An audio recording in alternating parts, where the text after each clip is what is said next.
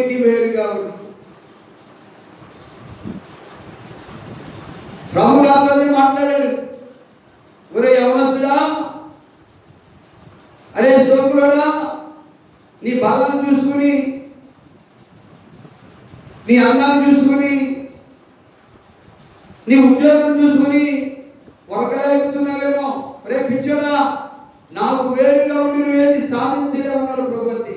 నేను యవనస్తుడను, చక్కగా ఉద్యోగం చేస్తున్నా, ఏ పనైనా చేయగలుగుతా, చేతులు డబ్బులు ఉన్నాయి, ఏమి సాధించలేవు, ఏం చేయలేమంటున్నావేంటి నువ్వు అనుకునేవాడు.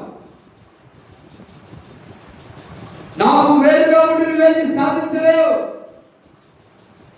దేవునికి వేరుగా ఉండి మనం ఏమి చేయలేమండి. దేవునికి వేరుగా ఉన్నప్పుడు హాస్పిటల్ చుట్టూ తిరిగా, ఎవరిని వచ్చిన డబ్బులన్నీ డాక్టర్ పాలు, మెడిసిన్ పాలు, అయినా రోగం పోయిందా, అయినా బాధ పోయిందా? ప్రతి రాత్రి మంచం మీద పడుకుని గిలగల తట్టుకోవడమే గడుపునప్పుతో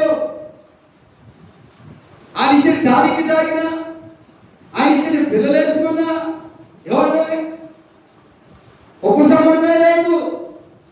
అప్పుడు అన్నాడు, రే పిచ్చోడా, గాయం చేసేది నేనే, గాయం కూర్చేది నేను రా అన్నాడు రెండోసారి. ఇక అప్పుడు ఈ గాయం ఏ డాక్టర్ దగ్గరికి వెళ్ళినా కూడదు, బాగుపడదు, మరణమే శరణ్యం అని ఆయన మాటకు లోబడి, ఆయన పిలుపుకు లోబడి ప్రభువా అని ఈ సోకులోడు టిప్ టాప్ గా తయారయ్యి బైక్ మీద తిరిగేవాడు. ఎవరిని గిరిగజ్జాలు పెట్టి తగ్గులాటలు పెట్టేవాడు.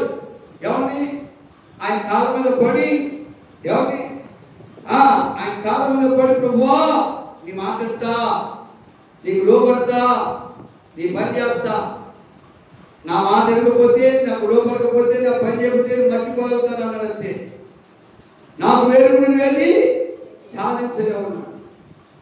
ఇక అంత అయిపోయిన తర్వాత దేవుడి దగ్గరికి వచ్చి దేవుడి పని చేస్తే 35 సంవత్సరాల వరకు కూడా బతికి